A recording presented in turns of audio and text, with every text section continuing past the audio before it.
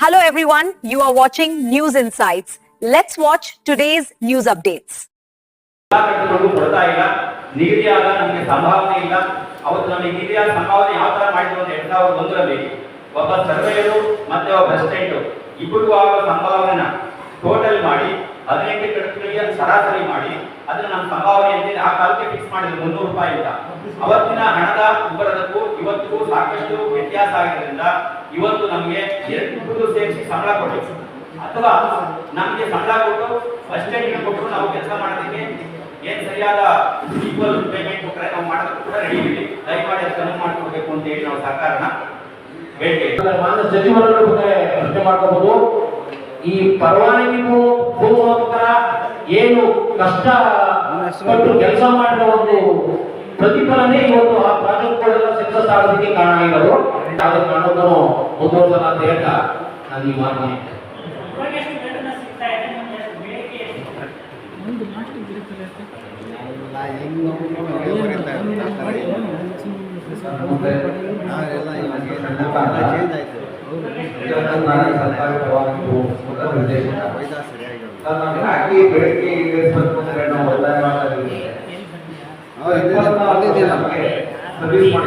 ಎಲ್ಲ ದಿನ ಬರ್ತಾರೆ.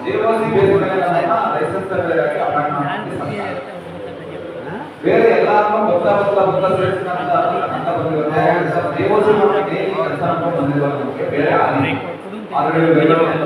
ಬೇರೆ ಆಗ್ತಾ ಇದೆ. ಫೋನ್ ನಂಬರ್ ಆಮೇಲೆ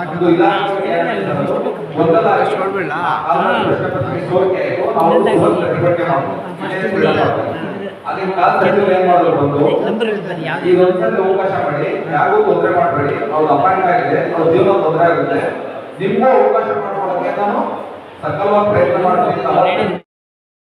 ವೇತನ ಶ್ರೇಣಿಯು ಅದಕ್ಕೆ ಆಧಾರವಾಗಿ ಬೆಳೆದು ಅವತ್ತಿನ ವೇತನಕ್ಕೆ ಸರಿಸಮನಾಗಿ ನಮಗೂ ಕೂಡ ಒಂದು ಕಡತಕ್ಕೆ ಇಷ್ಟು ಅಂತ 18 ಕಡತಗಳಿಗೆ 100 ರೂಪಾಯಿ ರೀತಿಯಲ್ಲಿ ಅವತ್ತಿ ಕೊಟ್ಟಿದ್ವಿ. ಆದರೆ ಇದುವರೆಗೂ ನಮ್ಗೆ ಯಾವುದೇ ಶ್ರೇಣಿಗಳಲ್ಲಿ ವೇತನ ಶ್ರೇಣಿಗಳಲ್ಲಿ ಬದಲಾವಣೆ ಮಾಡಿಲ್ಲ. ಬದಲಾವಣೆ ಮಾಡೋಂಥ ಮನಸ್ಸು ಮಾಡಿಲ್ಲ. ಪ್ರತಿ ಸರಿನೂ ನಮಗೆ ವೇತನ ಹೆಚ್ಚಿಸಿ ಅಂತ ಅಂದ್ಬಿಟ್ಟು ಸ್ಟ್ರೈಕ್ ಮಾಡಿದಾಗ ಮಾತ್ರನೇ ಸ್ವಲ್ಪ ಜಾಸ್ತಿ ಮಾಡ್ಕೊಂಡಿದ್ದಾರೆ ಹೊರತು ಒಂದು ಸಿಸ್ಟಮ್ ಆಗಿ ಏನು ಮಾಡಿಲ್ಲ.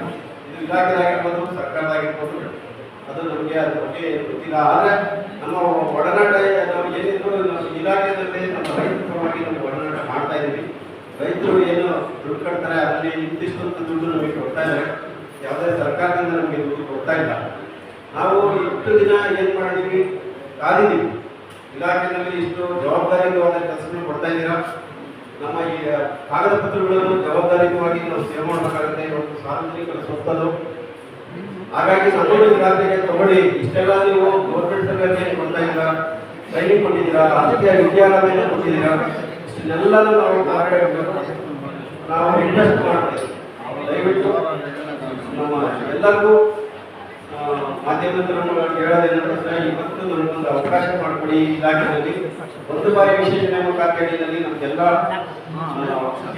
ರೈಟ್ಸ್ ಇದೆ, ಜೊತೆಗೆ ಕೋರ್ಟ್ ಆರ್ಡರ್ ಇದೆ. ಹಾಗಾಗಿ ಅದಕ್ಕೋಸ್ಕರ ನಾವು ಮುಷ್ಕರ ಮಾಡಿದ್ವಿ. ನಮ್ಮ ಏನಿಲ್ಲ, ನಮ್ಮ ಬೇಡಿಕೆ ತಾರತಮ್ಯ ಇದೆ, ಸಂಭಾವನೆಯಲ್ಲಿ ತಾರತಮ್ಯ ಇದೆ.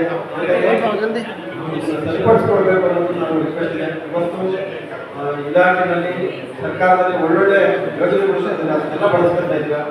ಜೊತೆಗೆ ನಮಗೆ ಸಂಭಾವನೆಯಲ್ಲಿ ತಾರತಮ್ಯ ಇದೆ, ಇದನ್ನು ನಾವು ಸರಿ ಮಾಡಿಕೊಡ್ಬೇಕು. ಜೊತೆಗೆ CM ಅವರು ಅದಕ್ಕೆ ಸರ್ಕಾರಕ್ಕೆ ಕನ್ನಡಕ್ಕೆ ಗಂಭೀರವಾದ ಪ್ರಯತ್ನ ಸೂಚನೆ ಮಾಡಿ ಹೇಳಿದ್ವಿ. ಅದಕ್ಕೂ ನಾವು ಆಸಕ್ತಿ ಕೊಟ್ಟಿದ್ದೀವಿ. ಇವತ್ತಾಗ್ಬೋದು, ನಾಳೆ ಆಗ್ಬೋದು ಅಂತ ಮಾಡ್ತೀವಿ. ಆದರೆ ಇಲಾಖೆಯಲ್ಲಿ ಏನೋ ಒಂಥರ ಹಿಡಿತದ ವ್ಯವಸ್ಥೆ ಇದೆ, ಅದೆಲ್ಲ ಸರಿ ಮಾಡಿ ಸರ್ಕಾರದಲ್ಲಿ ಸಾರ್ವಜನಿಕರಿಗೆ ಸರಿಯಾದ ಸುವ್ಯವಸ್ಥಿತವಾಗಿ ಕೆಲಸ ಮಾಡಲು ಅವಕಾಶ ಮಾಡಿಕೊಡಿ ಅಂತ ನಾವು ರಿಕ್ವೆಸ್ಟ್ ಮಾಡ್ತಾ ಇದ್ದೀವಿ.